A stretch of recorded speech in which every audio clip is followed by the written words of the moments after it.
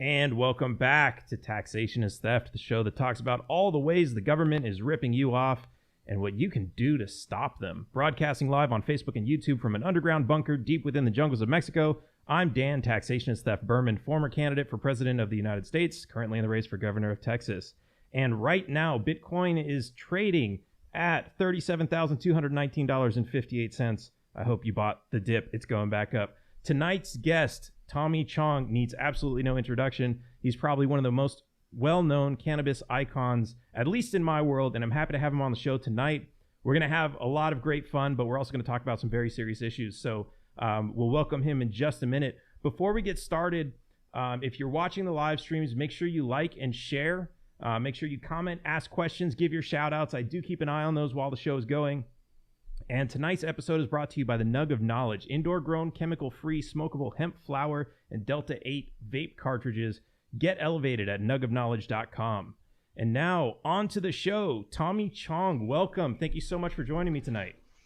Well, thank you for having me. I appreciate it. Absolutely. So, man, I just want to say it's an honor to have you on the show. I grew up watching your movies, and it's there's just so much to say. You have such an amazing character in those shows, and it's interesting that as time went on, you kind of got typecasted into that type of role. So yeah. I want to know how much of this Tommy Chong character, going all the way back to the first Cheech and Chong movies, how much of that are you like in real life? Yeah, it's me. There's no doubt about it. When Cheech and I decided that we were going to be a comedy team, at first when we first met, I was a musician. I was playing a guitar player, and he was a singer. And even though we did comedy, we kind of planned on doing a band, when the comedy thing was over. But when we got to our first gig, we just did comedy. We never did any music. And so driving home that night, we were trying to think of a name. And then while I was thinking of the name of the group, I also realized, from my experiences that the closer we got to our real personas, the longer the longevity, the longer our career would last. Because then you don't have to change; you just have to be who you are, and so that's what that's. It was a conscious decision, and it started off with naming the group Cheech and Chong, because Cheech was telling me, I didn't know him that well, but I knew him well enough. We had worked together, but I didn't know that I didn't know his background. I didn't know he was Mexican really until we got to LA, because he's such a good actor, and none of us knew, at the club. We're in Canada. And so I was, and so when we were trying to think of a name, his name was Richard Marin. But then when I said, well, do you have a nickname? And he said, yeah, Cheech. And the minute he said Cheech, Cheech and Chong, well, that's it. Well, and being Chong, I've always had a lot of confusion with all my life. People always say, well, you don't look like a Chong. You don't look Chinese, although I am. I'm half. My mother really taught me to be who you are, and be proud of who you are. And so I made a conscious effort in all the characters that I played, that there would be definitely, you wouldn't mistake me for being any kind of phenomenal actor that could do all these different roles. I can do Chong and Tommy Chong and Hey Man, I can do all those guys. But it was very important that I retained, at the risk of being typecast. But typecast me as a dope smoker anytime, man. I'll take it. Awesome. Yeah, and it was really interesting because when I was in high school, I remember everyone thought I was the biggest weed smoker, and I had never touched the stuff until I got out of high school. but a lot of it was like, I think I really liked the type of humor, and I would almost kind of act it out in some ways when I was just messing around with my friends. But what I think was really awesome was like, so there's this kind of public perception that, you know, weed smokers are like these dumb burnouts and everything. And I think even with your character, like you showed like a sense of freedom and humanity and respect. So like even like in the movies when you're doing things that are illegal, there was not really any malicious intent. You weren't really like out to harm people. There was like one movie where you were smuggling weed across the border and stuff like that, but there was never like it wasn't like, you know, this tough like drug crime that we see in all these like, you know, action movies and everything. No, we were the opposite. We did it for the love. Actually, in Up in Smoke, we played musicians, you know, and that's what I've been all my life, you know, as a musician. And to me, weed and music, you know, go together like ham and eggs, you know. There's no, you can't separate them, you know, whether you're listening or dancing or you're playing music, you know, the marijuana experience has always been part of it, you know.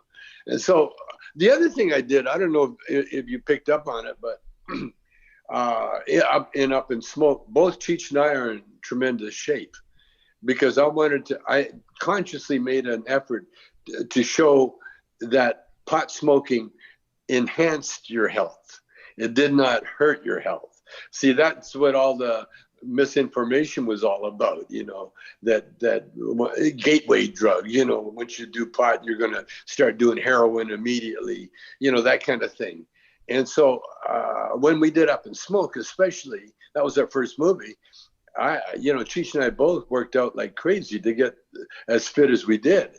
And because, you know, there's another juxtaposition, you know, where, you know, the guy, he does every drug he can find, but yet he looks like he could, you know, run a marathon without problem, you know. So there was that side of it too. You know? Right. And I noticed a lot of the drugs, the LSD was mentioned a lot, speed once in a while, but never anything. I don't remember anything about heroin or crack or like any of the crazy hard drugs or anything. No. And I in Up in Smoke, the girl gave me a Quaalude by mistake. You know, right. It was supposed to be an upper, but it was a Quaalude, and that's when the drummer fell off the stage. Oh yeah, these are experiences that I went through when I had my own band. You know, because I had a drummer fall off the stage. And he wasn't a Quaalude, it was heroin, you know. Oh, wow. And he just nodded off. But yeah, you know, I made a conscious effort to do that, and to be very, very careful, like you say, with the morality of it. You know, there was no one got hurt. You know, and then the other thing I wanted to do, and I did it pretty well, I think, was show off the Chicano culture, you know, where we took a lowrider and we just humanized him so much that he became a lovable figure. We changed that whole lowrider concept, you know, because up until Cheech and Chong, lowriders, you know, were gang members with headbands, and they killed people and they murdered people, and, you know, they did all sorts of bad things. But I wanted to show Cheech, you know, as being this lovable character. Right now, kids dress up like Cheech and Chong for Halloween. That's how lovable we are. Yeah, that's really awesome. And that I honestly think that has a bigger impact on society in general, just taking us out of that negative aspect and into one of positivity. That's really awesome. So last year, 2020, I ran for president, and one of the planks on my platform was legalizing pineapple pizza. What's your position on pineapple pizza? Pineapple pizza? Oh, definitely. I think it should be mandatory. Mandatory. All right. Well, so I have I this thing love I would say. pineapple pizza. Awesome. when people would say, that's disgusting, I would typically say, I may not agree with what you put on your pizza, but I will defend to the death your right to eat it. Yes. And I think, what does that say to you about drug prohibition and these other sorts of issues? Well, even the word drug dates back to marijuana. Did you know that? To the the 30s? No. It dates back to Amsterdam. See, the word drug comes from the word droog. And in Amsterdam, when they cut down their crop, they had to dry it out. And so they would dry them out in the droog room, or the droog store. That's when you bought it. This is where you bought your herb. All herbs need to be dried, hung up and dried, and especially pot. And so back in the day, you would go to the droog store to buy your pot, and it ended up being drugstore. And so it's always been a medicine. See, marijuana, no matter how you look at it, that's why I was a little, concerned, when they separated, when they divided, they said recreation and medical. To me, all pot use is medical. Whether you would do it for recreation or whatever, but do it for whatever, because it's medicine in the sense that it makes you feel good. Right. It makes you feel really good and aware, and it helps you create. See, and so it's a medicine. That's the whole point of medicine, And Right. Back in the day, before they had pharmacies and pills and that, they only had the drug stores or the herbalist stores, the Chinese herbalist stores. That's when I was a kid. When I got sick, my dad never took me to a drugstore or pharmacy. He would always stop by the herbalist and pick up some nasty tasting herbs and make a tea out of it. And I would have to drink it. But then I would be better. In a day or two, I'd be good to go. Now, the funny thing is, my dad, because he was Chinese, he would go get NyQuil. He wouldn't take the nasty tasting stuff. But I mean, that's the way Chinese are, and all indigenous people, when they get sick, you go to the local lady, the witch doctor will tell you what to do. Oh, he's got this, do that, try this herb, try that, because all pharmaceuticals are derivative usually of plants, Right. and all the good ones, and so with this legalization and medical marijuana and that, we're going back to where it used to be. The Chinese have had marijuana in their books for 5,000 years as a cure for cancer, a cure for menstrual cramps, and to lighten the spirits. So it's always been a medicine. And now we're slowly society. You see, we're right from the world wars. Because think about this: both wars, the big wars, World War #1, World War #2, they were racist wars. They were Germans against the French, and they're Right. Austrians against the Swedes, and racial wars. In fact, was it the French were attacking the Turks? I think, back in the day, and that's where the croissant came from. That beautiful croissant. Well, the croissant's the shape of the crescent. It's called a crescent. That's what croissant means. Right. Crescent. And that's the map of the Muslims, the crescent, you see. And so whenever you ate a croissant, you were eating the Muslim map, you see. I mean, it's changed now. Now it's just a delicacy. But we've had racism, tribalism. is what it is tribalism Right. and racism, and so we got the good territory, so we got wealth, because wealth comes from back in the day, always came from the farmers. You had something to eat, you had abundance of food, and and wealth, and so it's whoever controlled the food supply, and then when you control the food supply, and then you were allowed to accumulate wealth, which these noblemen and the rich kings and so on, because that's what they did. It was all Right. about land. And It was all about land. It was all about grabbing the land. Yeah. It seems like that's kind of what, I mean, we've transitioned into a different form of that now, because like you said, cannabis used to be a medicine, and now cannabis is illegal in so many different ways. Even in the places where it's legal, if you have too much, it's a crime.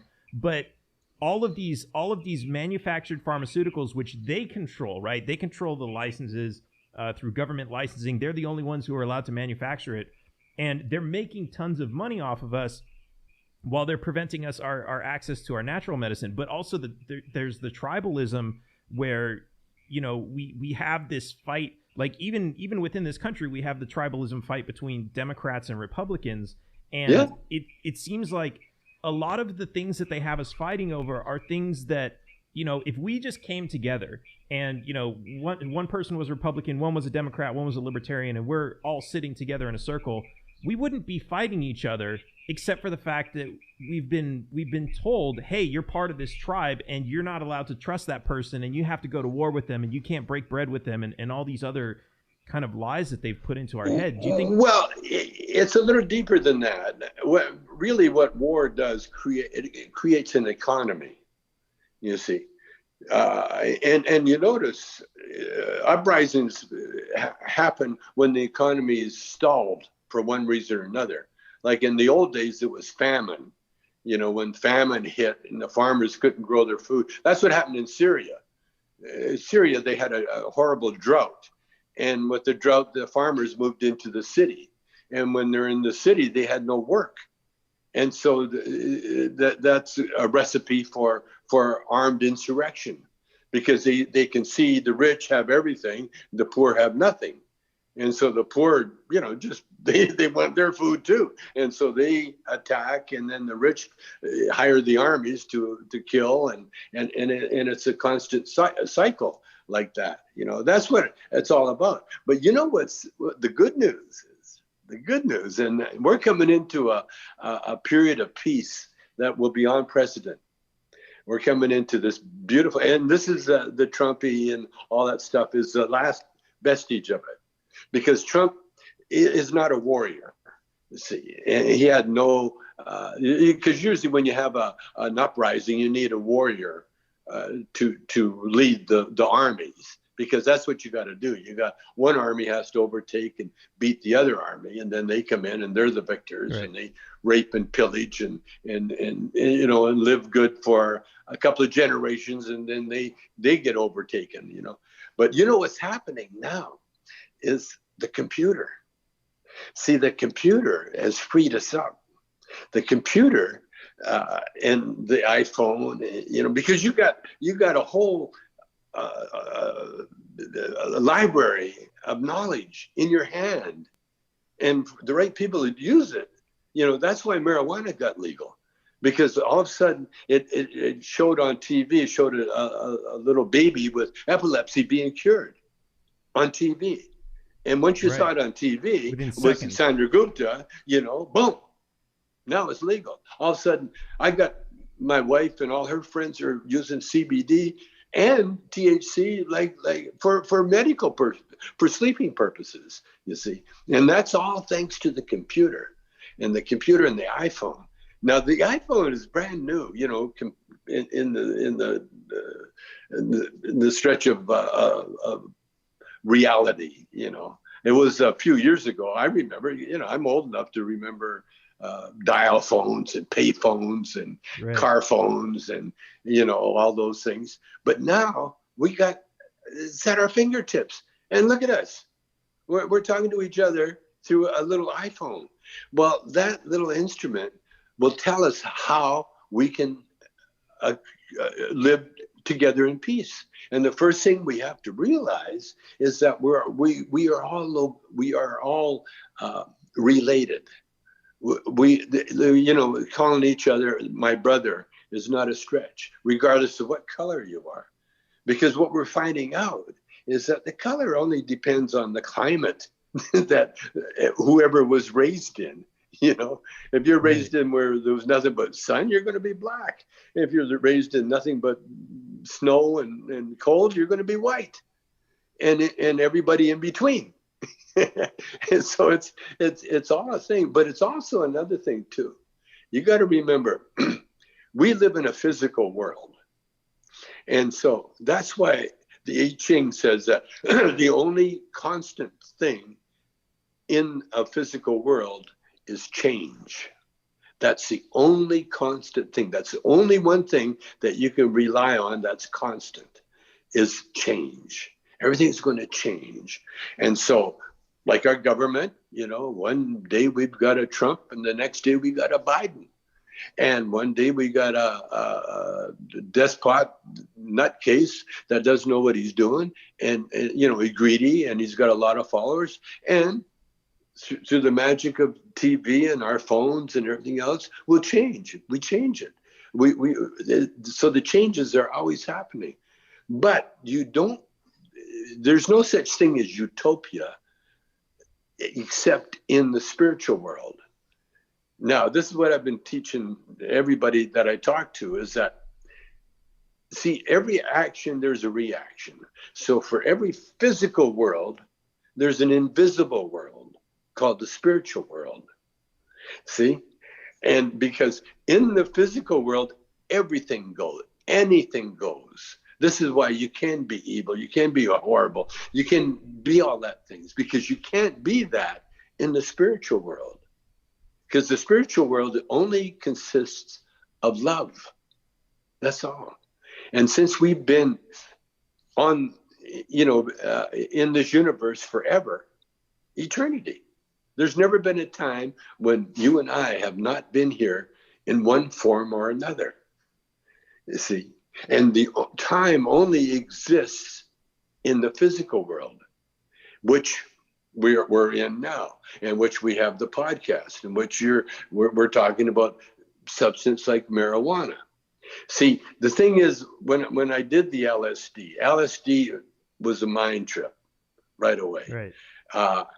Cocaine, I tried cocaine, and I got to admit that I wrote a hit song. The first time I did cocaine, I wrote "Does Your Mama Know About Me?" It was a poem, but I wrote it. Boom. And had I been, a bona fide songwriter, I would have been up my nose like crazy. But the thing is, with me, I'm a citizen of the world. And even though I can do a lot of things, see, I was brought up basically not on a farm, but like on a reservation. Like my first house that I can remember had no plumbing, we outdoor plumbing. We had an outhouse. We had to carry water from the pump house, a neighbor's pump house. And we had to, there's no electricity. We had a Coleman lamp or the kerosene lamps. And that was my early memory, And so when you're growing up poor like I did, you learn to do a lot of things, but you don't become really an expert at one because you don't have time.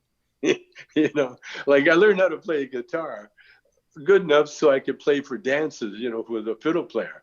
But I was never the guy in the room, learning every note, everything else. I would play when I had to play, like I'd work when I had to work. And so what I'm saying, but what I did being poor really helped because I had no distractions. First of all, if you wanted a toy, you made it one way or another. Like if you wanted a toy gun back when I grew up, you're Cowboys and Indians, and there were, 6 shooters, and in Christmas you got a cap pistol. Well, I would carve mine out of wood. I carved knives out of wood, for my toys. But it taught me that you can do anything. There's no reason why you can't do anything if you have to. See, Right. that's the key. That's the key. And luckily, I had to do a lot of things, and that trained me. So when I became, when I met Cheech, for instance, I knew what to do. I when Cheech and I performed, and it was just the two of us, I knew exactly because I had experience doing all the other things, working in clubs and everything else. But my point really is that we're here on this plane of existence to learn. And unfortunately, sometimes some of us are here to learn the bad things, and to go through that process. And others, like you and I, are here to teach. And so, but there's room for everybody. Awesome. Yeah, and I'm really interested in your story growing up, because actually I talk about this a lot, that the people I run with, the libertarians, are generally known for not being too good for people with lower income or in poverty. They're typically thought of as kind of being the assholes, like, oh, just let them figure it out. Oh, they don't need welfare. And what I've been trying to do is figure out, well, why is it that that's even an issue? Because like you said, you didn't have much, and you were able to just learn. You spent your time learning and creating, but at I was blessed. Yeah, but today it's like being in poverty is no longer not having little. Being in poverty is like being in the rat race, being on a hamster wheel where I don't have time to learn. I have to go make as much money as I can because I got to pay my rent, and if I don't, I'm going to be homeless. And we're kind of like always on the verge of that. There you go. You see, that's a perception that you have from your narrow area where you're from. You see, like a lot of people, they'll look at homeless and they go, oh, they feel so bad for them. Are you kidding? A lot of them it's self-imposed. They don't want to have to slave and pay every penny they got for some shitty hole, place, where they could just pitch a tent and in California and enjoy all the beauties of being homeless, right. which is there's people that will feed you. You have to work for it. You have to work on it. But you spend most of your time existing. And I've visited a few homeless guys, and it's quite nice inside. And they got to make sure they got their books. And a lot of them are very intelligent. A lot of them are Army vets, that had learned how to live in the wild through their Army. And then when they got home, they weren't ready to go into that other thing. But no, I understand. Like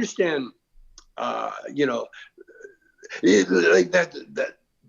See, I'm a musician. I got to tell you something. My son's a musician, not my second oldest son. And I told him, it was a joke, but he took me serious. I said, "You're lucky. I'm rich enough. I can afford for you to become a jazz musician." Well, guess what? He went to Boulder, got a degree in percussion, and I've been supporting him ever since. And he's married. And my wife, my son, everybody's all upset at me because I do support him. Well, I was a musician too.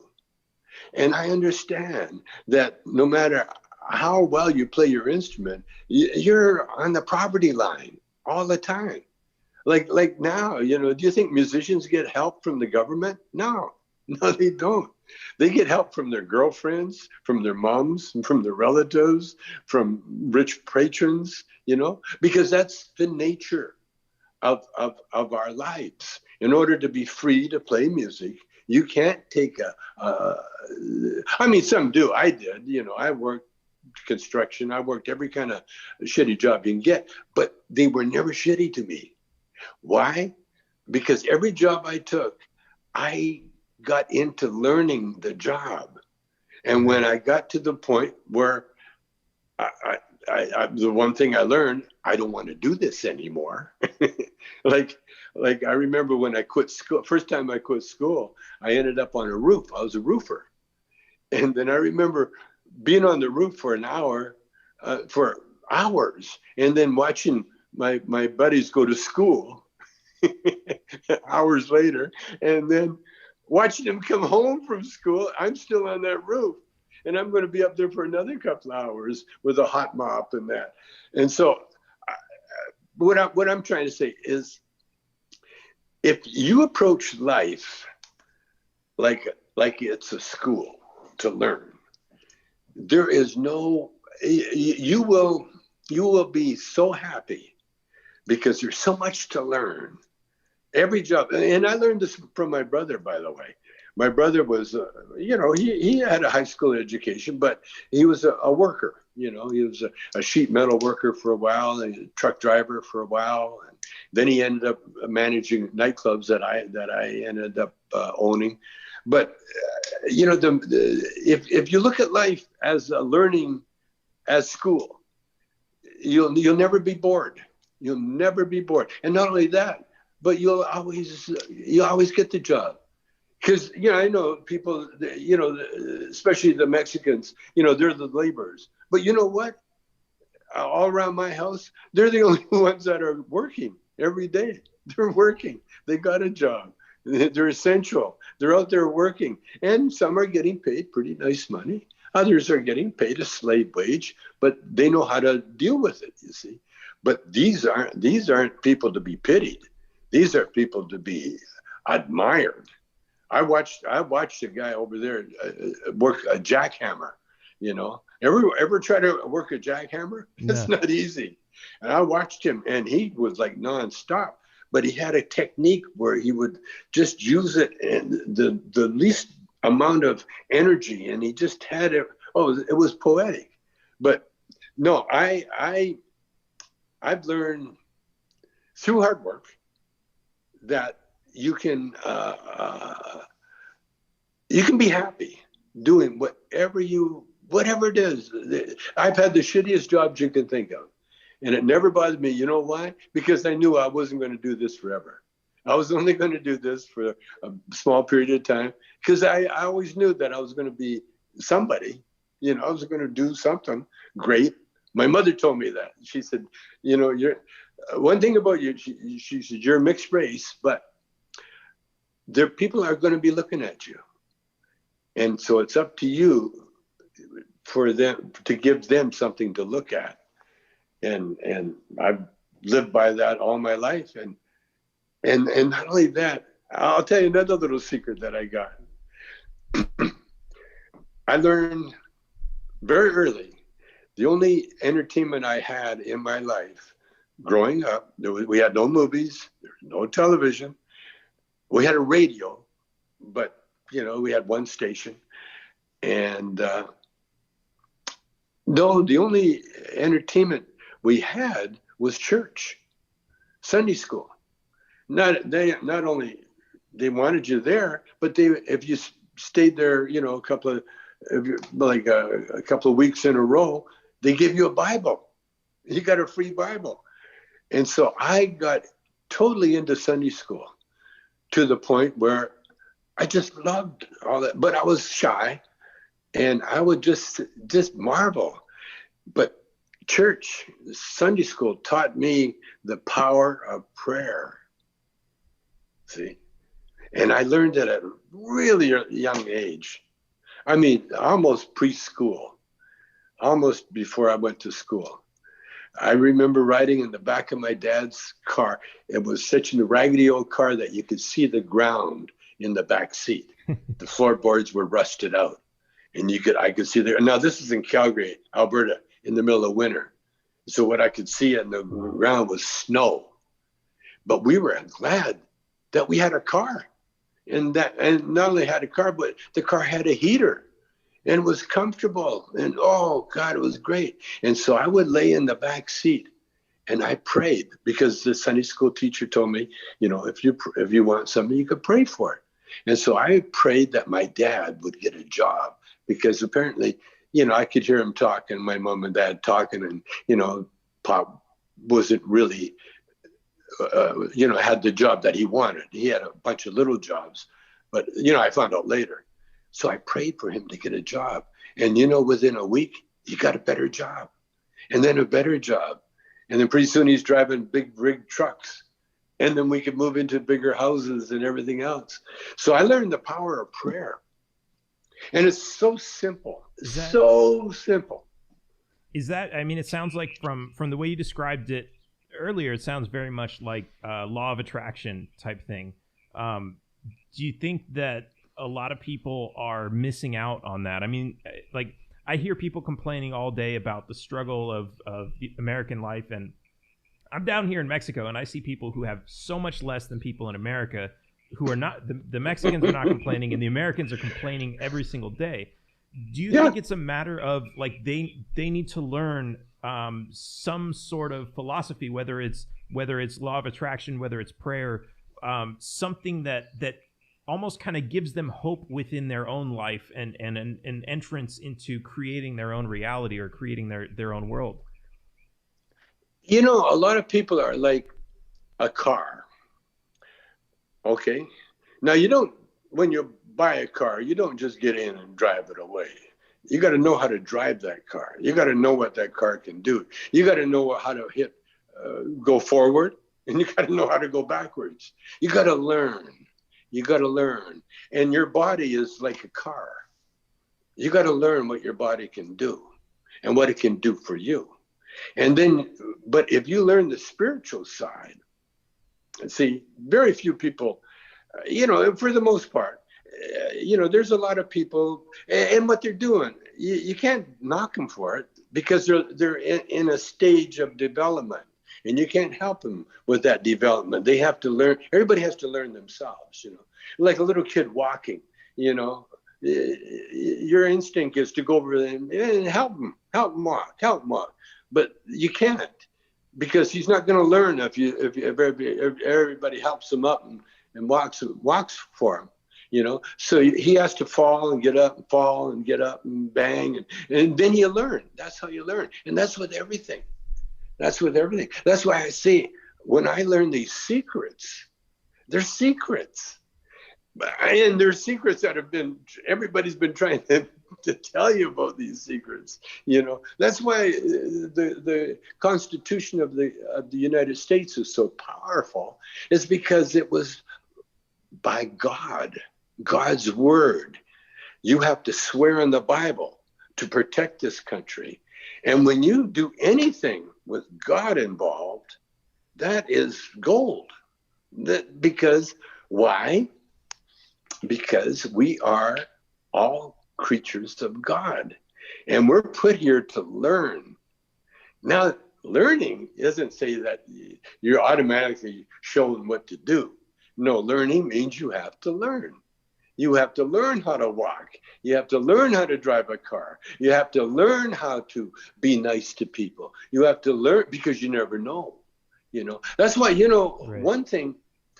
One profession that I would recommend for everybody is the acting profession. Acting. Why? Because acting, what you have to do, you have to become a character. Whatever role you're playing, you have to become that character. And what acting teaches you how to do is how to become that character. And the way you become, say, a character, you listen. You listen to the character that you're copying. You get every movement they got, and you really take time to learn. And then you learn how much, how smart they are, or how dumb they are, or how whatever it is. And learning how to act, you learn how to listen, because you can't respond to somebody unless you know exactly what they said and why they said it, and so on. And so the biggest problem with the world today, and like I say, everybody's learning these things. Like you, for instance, you got a hold of me, And I'm teaching you these things, and there's so many people that don't even want to hear what I've got to say, and couldn't give a shit left because they're on their path. You're on their path, but you're on a path of learning. So you want to learn. So I'm teaching you, because I'm getting close to the finale of my existence, and it doesn't end. By the way, it never ends. And when you learn these things, then all of a sudden you learn the key. And the key, there's a golden key. There's the one writer that I turn everybody on to. His name is Emmett Fox. If you get a chance, check him out. He's online. Emmett Fox. He teaches you. There's a thing he called the golden key. And the golden key is very simply this, is that when you fill yourself up with love, you emulate, love radiates from you. I mean, that's when you see a new mother and you say, oh, she's so beautiful. It's that glow, that love, because she's carrying a piece of God inside her. And that glow emulates from her. Now, you can do that without being pregnant yourself with your mind. All you do is think of really nice thoughts, really loving thoughts, and when you do that, and you can do that with your life anytime, anywhere. Like, for instance, like I would do it, we got to an airport and the plane got delayed, or anyway, the airplane is gone and they don't know what we're going to do, how we're going to get to the next stop.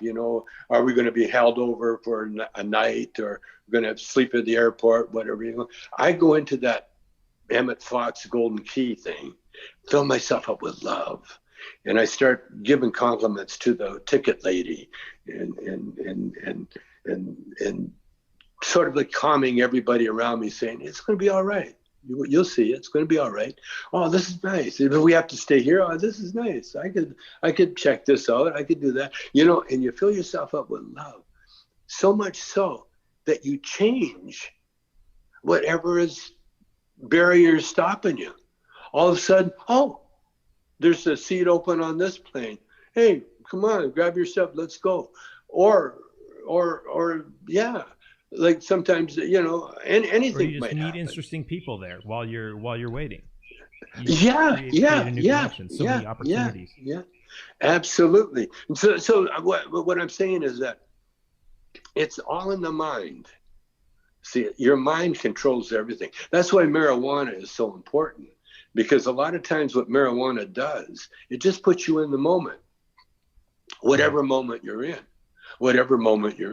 It stops you from thinking about the future, or you think about the future in a very positive way. Anyway, it can eliminate negativity. Present into the situation and the environment that you're in, so that you can actually participate in it. Exactly. And then you can control that environment. You can make, there again, thinking those nice thoughts. And this is what, by the way, the power of prayer. When you think of what prayer really is, it's talking to yourself. I mean, yeah, I know people say, look up, a lot of athletes, when they make a touchdown, they point up there like God's up there, No, God, that is God up there. But God, for you, is inside of you, because you talk to yourself. You don't go, hey, oh, they do, some religions, they chant and they do it. But again, it's for themselves. It's you are in the right mindset. That's what I'm saying. So it's all in the mind. And when you control your mind, you control the world. Now, you can do it for good, or you can do it for bad. It's up to you. And there's no judgment, by the way. That's the thing the I Ching teaches you. When you read the I Ching, the first thing they always say is no blame. You don't blame anything for anybody. You take responsibility for whatever happens to you. See, when I went to jail, I mean, I had a lot of people to blame, and I blamed people. I was set up, I was this and everything else. But the truth is, inside me, I was excited because I knew that I was going on a journey. I was going on a beautiful journey, and that I'd always kind of in my back of my mind, kind of, because I had friends that went to jail and they would come out and they'd be all buffed and look healthy, and I'd look at them, shit, I want to go to jail. I want to do that. And I did. And I finally did. So, no, what I'm saying, it's your mind. If you got your mind under control, a lot of good things will happen. Right. And I actually want to transition to that because a lot of what I talk about is government overreach, government having too much power, government putting people in prison for things that are not crimes, for acts that are not immoral. But for some reason they've been deemed illegal, whether they're for whatever kind of political power gain, whatever kind of profit. And when I look at your case, and I'll give you a funny backstory about that. I actually had a friend of mine was going out of town, and she had one of the Chong bongs, and she lent it to my other friend because she didn't want her mom to find it while snooping around her room, whatever, while she's out of town. And my friend, as young stoners do, end up dropping glass pipes a lot, so it shattered. And we found a friend of mine who was a glass blower, and we ended up turning it into a smaller, like, handpiece. But through that experience, like, that's where I learned more. I was like, man, I want to get one of these things for myself. And as I started digging into that, that's when I found out that you had been arrested and charged for selling things that I could go to, like, any store down the street and buy the exact same thing. And to me, that was an injustice. And I saw that and I was like, what's going on here? How is this possible in this world, of truth, justice, and American freedom and equality for all? How is this possible? Do you it was it was a compliment. It was a compliment. I found out it was, I was so powerful for the feds, my reach, my fans, that I was deemed a threat to George Bush because he was invading Iraq at the time. And so they wanted to do the bust the hippies, blame the hippies. Right. Trump tried it. Everybody tries it, blame the hippies. And that's what they came after me. Now, the hippies weren't really happening when they came after me. And I was like the guy that's, wow, okay, well, he sells bongs. We'll get him. Chong. And also the fact that I'm not white, I'm Chinese. I was the only guy that went to jail, And so there's a lot of racism was involved in that. If you're a white, you're fine. They're not going to put you in jail. They didn't put Jerome Baker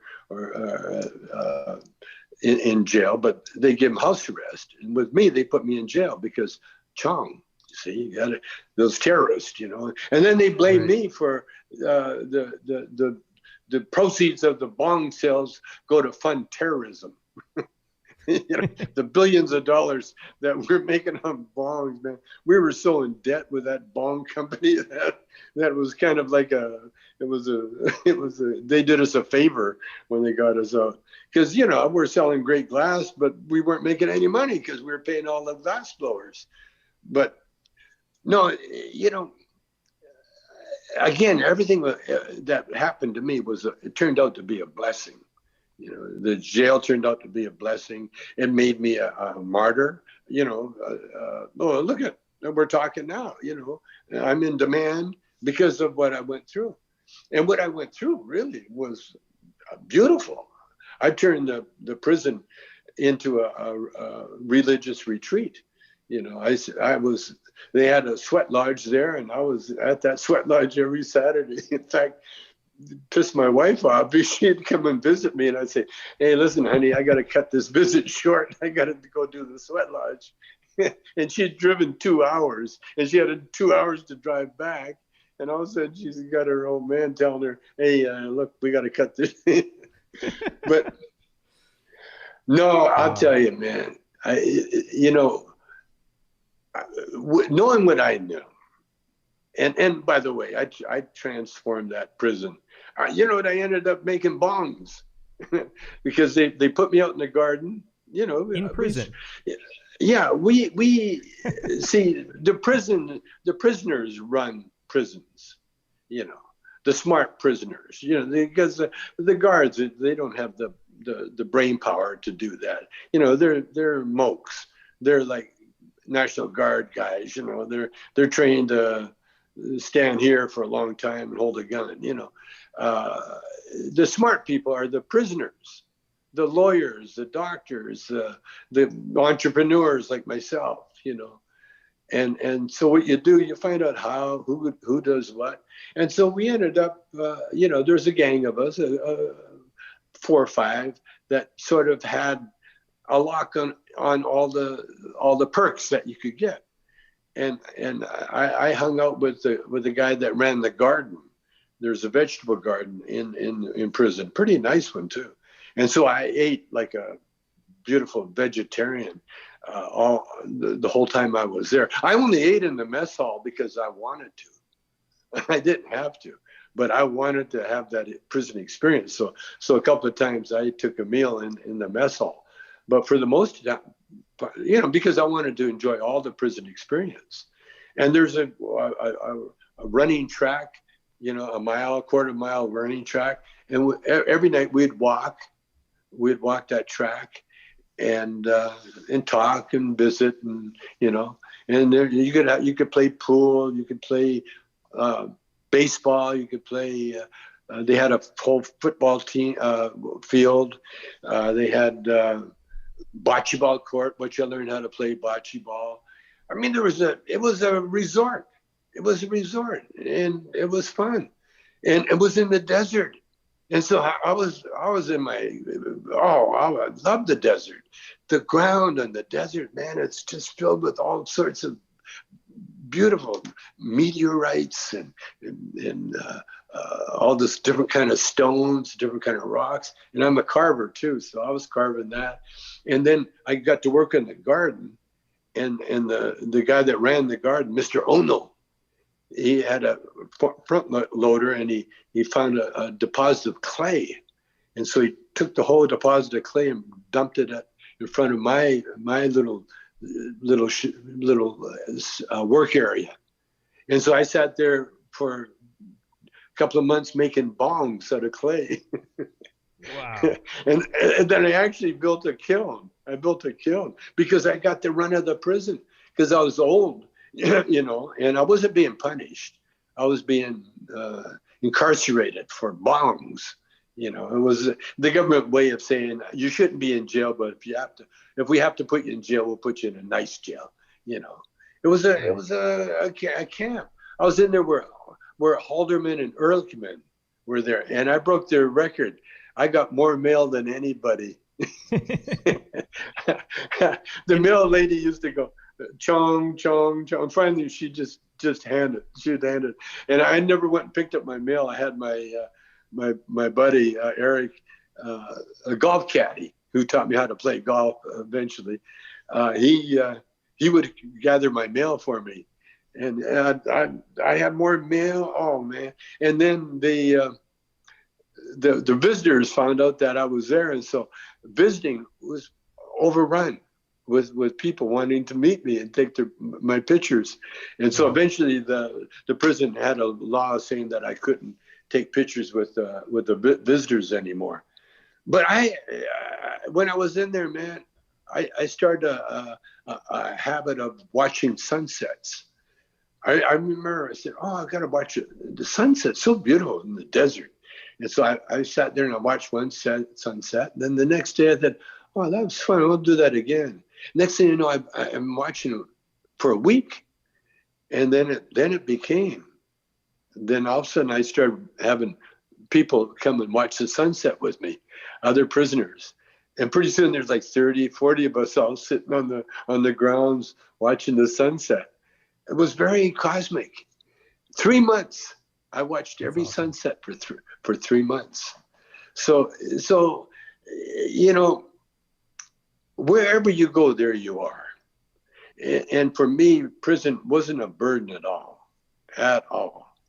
In fact, I really learned. I mean, I did get prostate cancer, and I think I got it because I wasn't allowed to smoke pot. They drug tested me almost every day. They tried everything. They had other prisoners try to give me pot, but I hung with an old prisoner. I hung with an old prisoner, Steve, and he was my dog. And he was an old biker, you know, with a white supremacy tattoo on his back, and and he was my dog. And we had he was my cheech. He turned into my cheech because I could play tricks on him, and we had the most fun. Like, for instance, I played pool with him. He was really a good pool shark. Well, I beat him the first game because he had no idea that I'm from Canada, and we used to play on the big tables. And so I was pretty good. You know, I hung out with a ratty crowd in Canada too. So I could play pool. And so I beat him the first game we played. And so they said, okay, I need another game. And then I said, no. I never played with them again. Oh, man. Man. You were there with Jordan Belfort too, weren't you? I sure was, yeah. How was that? Toward the end. Well, toward the end of my stay there, you know, I guess I was about 2 months into my stay, and then all of a sudden, here comes this famous Jordan Belfort, and they put us right together because they always like to keep celebrities together, and we become really good friends. And then, and I was writing my book at that time, and so he started writing his book, and I kind of helped him out with it, you know, and we became really good friends. And Jordan is I've met a few geniuses, and he was definitely a genius, you know, is a genius, you know. Yeah, unfortunately, but, you know, I mean, he's on his path, you know. I mean, right. He's doing what he was doing. He was originally going to be a doctor, but he'd been poor most of his life and short. And good looking, but, you know, he couldn't catch the kind of women that he wanted because he never had the kind of car he needed. And so, you know, like I said, he was one of these guys that would finish college in a year or something, or high school. And, you know, he was one early guy. He was in medical school first. And the dean of the medical school says, if you're here to make a lot of money, get up and leave now. And Jordan got up and left. Wow. And then he met a friend that was a stockbroker. And before he met him, you know, the guy had nothing. And then when he met him, the guy had a nice sports car and everything else.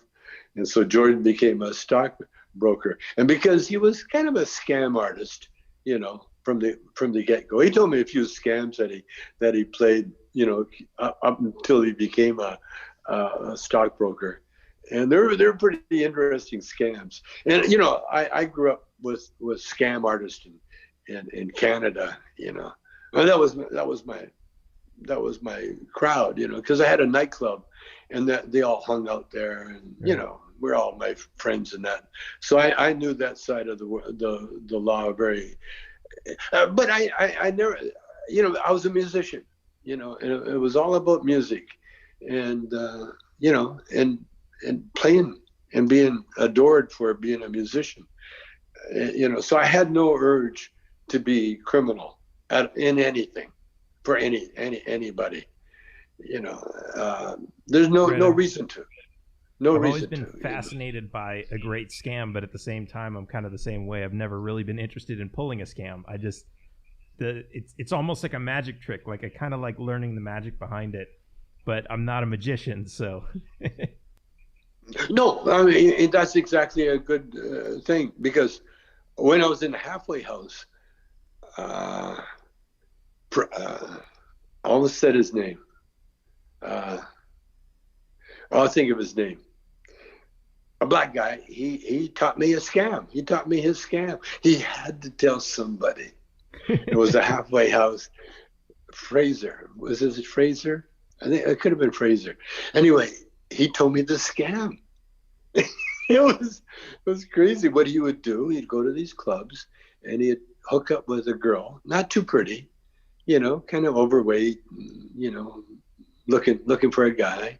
And so he'd come in, he'd wine and dine him, and then he would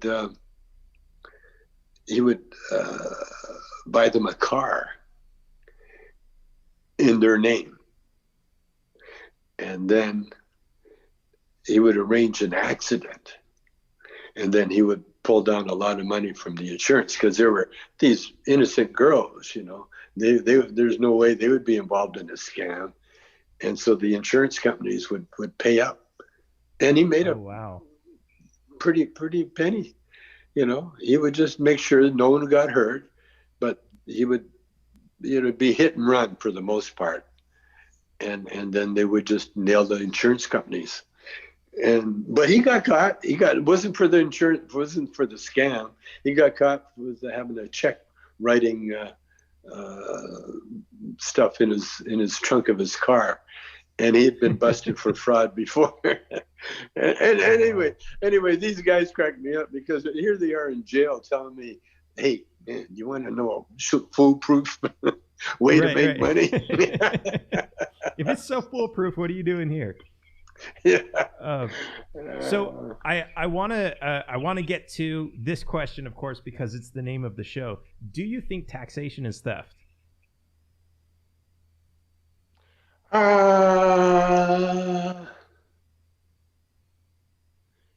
Yes, only if you're not smart enough to know how to work around it. See, all the rich people I know, they don't live here. Taxes are too high, but they live here in their summer home. Right. But legally, they'll go live in Texas for the amount of time.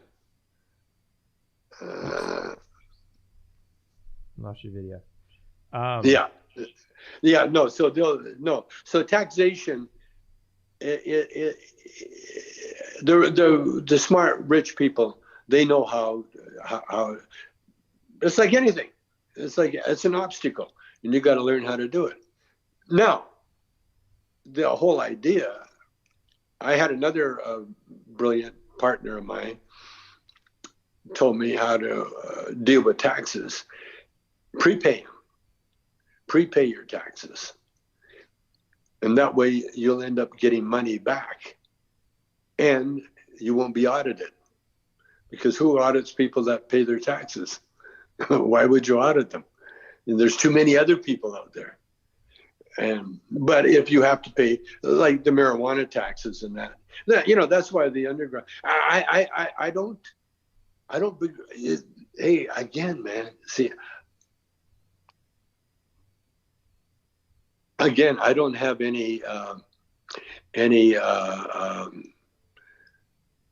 bones to pick with taxes or anything else. It's our way of life. In fact, I will defend our way of life.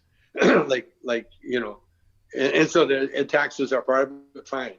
I've never had a problem. I pay my taxes. I pay a lot of taxes. It's a lot. It's only a lot if you're behind and you don't have, if you've spent it on something else, and then all of a sudden, but if you're smart, you got an accountant and you put away money for it and you pay it. That's all.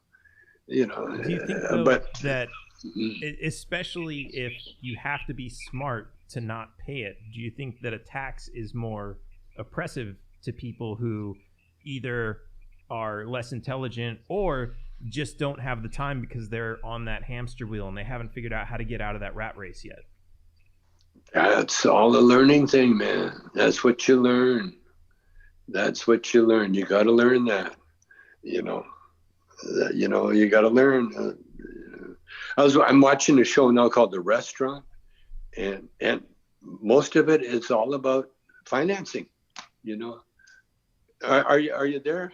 I can't see it anymore. Oh, okay. I got something.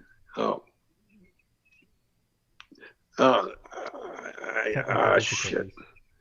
No, how do I get? I lost you. Now, how do I get you back? What do I hit?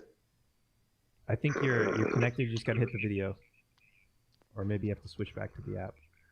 I got to find. Oh, here it is. I got it. There you go. There we go. Yeah. No, taxes. Yeah. I mean, you have to pay taxes, but you have to be smart about it. No, my thing was with marijuana taxes.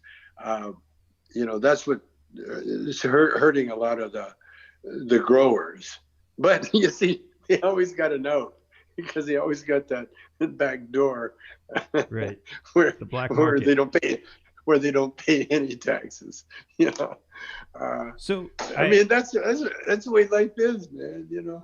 At the same time, so your viewpoint is, okay, it's an obstacle and we can change the world that we live in, and I've kind of taken it upon myself to change that world by fighting to get rid of taxes, because I believe in a just society we shouldn't be stealing from each other, and I think you kind of the way you talk, you kind of agree with that. Totally. Not being, be good to each other, don't steal, don't hurt people, which is kind of my philosophy. And I see that a lot of people do that through government. Some of them do it for good reasons, others for not so good reasons. But that's the battle I chose to fight, is to fight towards a world that completely eliminates taxes, or at least get as far as I can, because of that theft. So at the same time, you say that's just the world we live in, but at the same time you say we have the opportunity to change that world. Do you think I'm on the right path trying to get rid of these taxes? Well, you're definitely on a path. It's what you're going to learn. You're going to learn from it. No, it's not up to me to tell anybody. Because you're learning. You're learning everything. It's a good thing to learn. But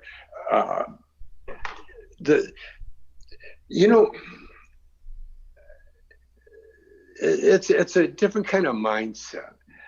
I remember hearing that, oh, so and so got a lot of money. Yeah, but he's going to have to pay taxes on it. And he's going to have to pay taxes on it. And it cracks me up because he still made a lot of money. But you have to pay your rent. And that's really what taxes are, is your rent. Now, excessive taxes,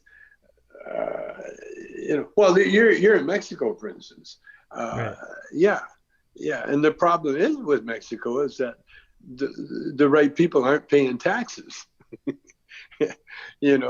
And the poor people, they're too poor to pay taxes. And so you got a little problem there, and that's where big corporations come in and so on, but those third world countries, they need that dirt poor labor. Again, it's all evolved. We're all evolving. That's why people come up from Mexico to work here in the States. They'll find a way to do it. There's no free pass anywhere in the physical world. You pay for everything. One way or another, you're going to pay for it. Just like the homeless. They think they're getting away with rent free. Yeah, rent free. Yeah, they are. But they're living in a fucking tent, or some kind of lean-to. They're sleeping outside in the cold. They're exposed to all the things that go with being homeless. The dirt, the filth. I saw a homeless take a dump, just walk and stop, took a dump, and kept walking. That's what you got to put up with. If for some reason you think that you're getting away with something, you're not getting away with anything. But you're learning. That's the thing. You're learning. Everybody's learning. I'm learning. You know what I learned is that there's a song called Nature Boy. There was a boy, a very strange, enchanted boy, who wandered over land and sea. And then one day he came my way.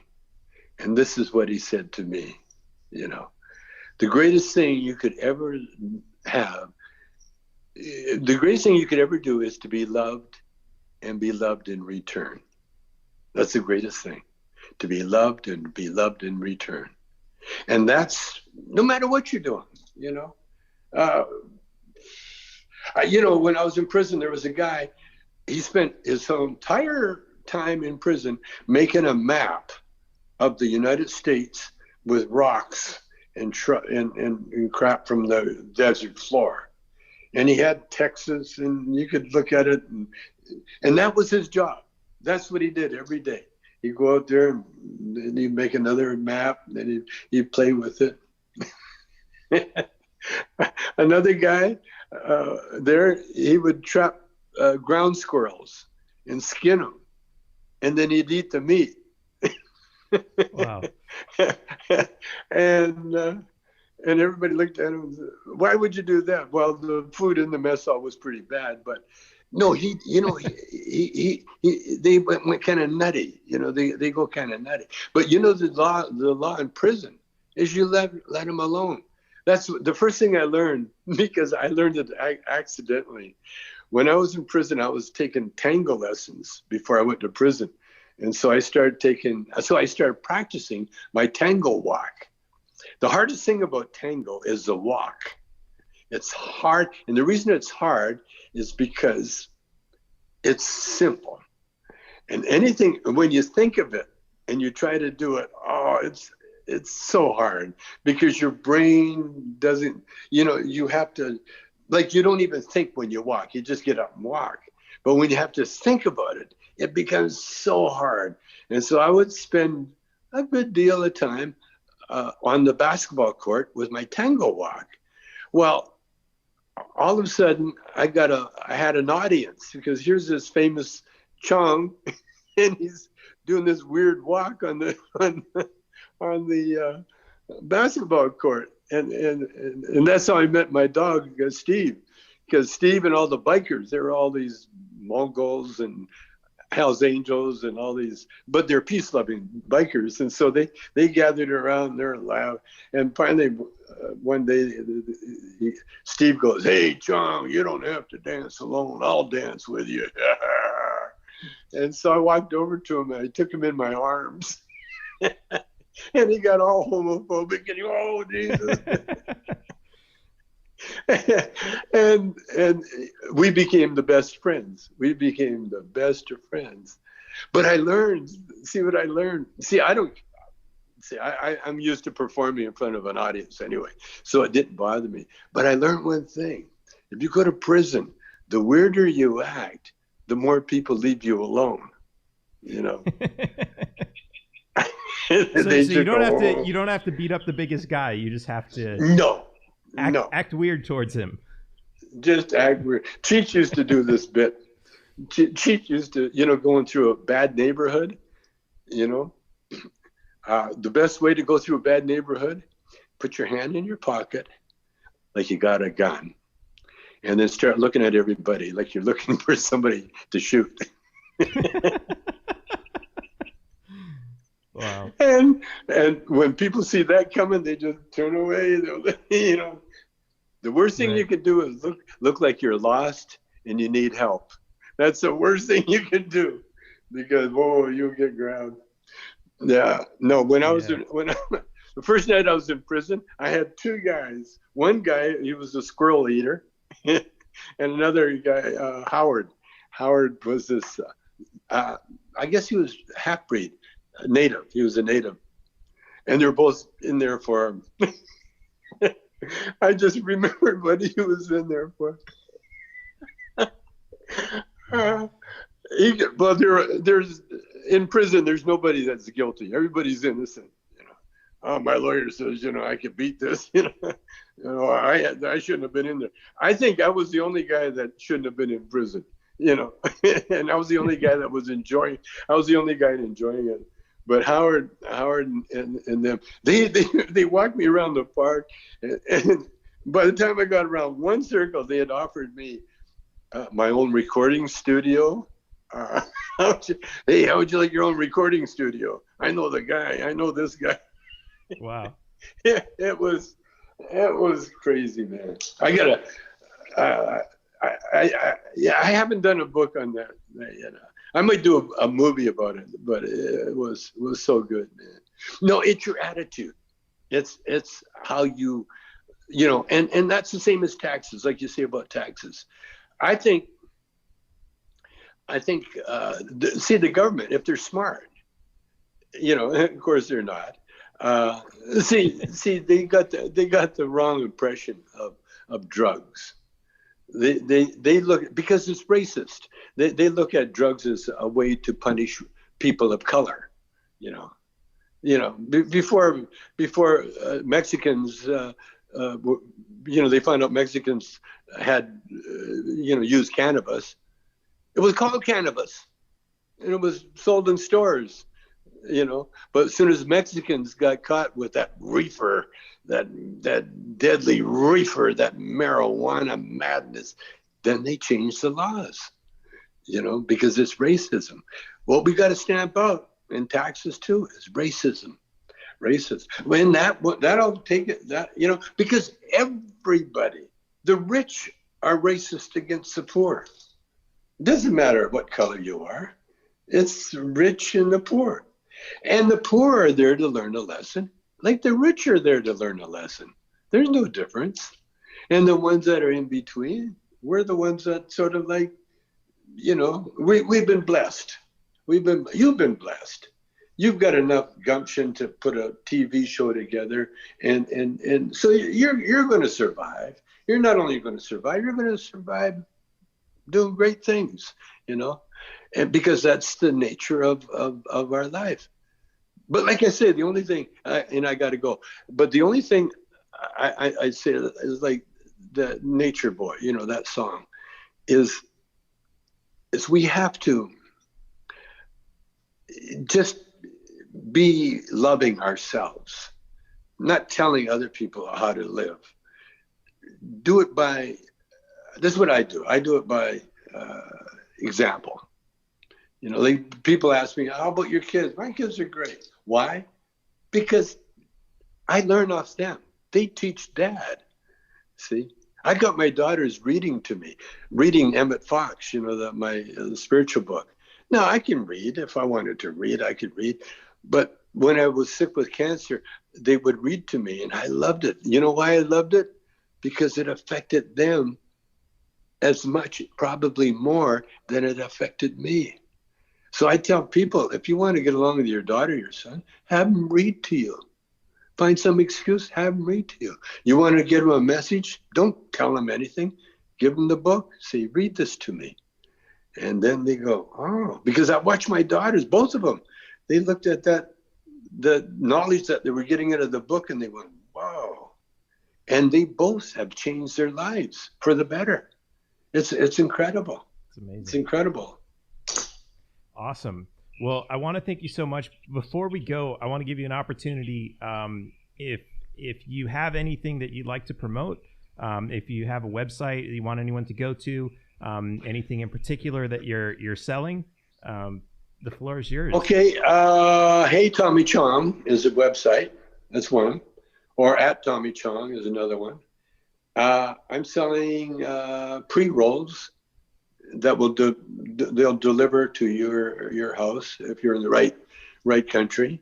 We're getting ready to do Cheech and Chong pot shops, dispensarias, we're going to call them. It'll probably be after the pandemic. And no, the only thing I really want people to do is realize that everything, your awareness is, everything is in your mind. And if you want to have a good life, then keep good thoughts in your mind. Use your mind like a bank. Don't empty it. Always put knowledge in there. The more knowledge you put in there, the more powerful, the more knowledgeable you become, your mind. And then the other thing too is, listen. Like when I did a movie called It's God, the reporter at the premiere, she said to me, so did you talk to God today?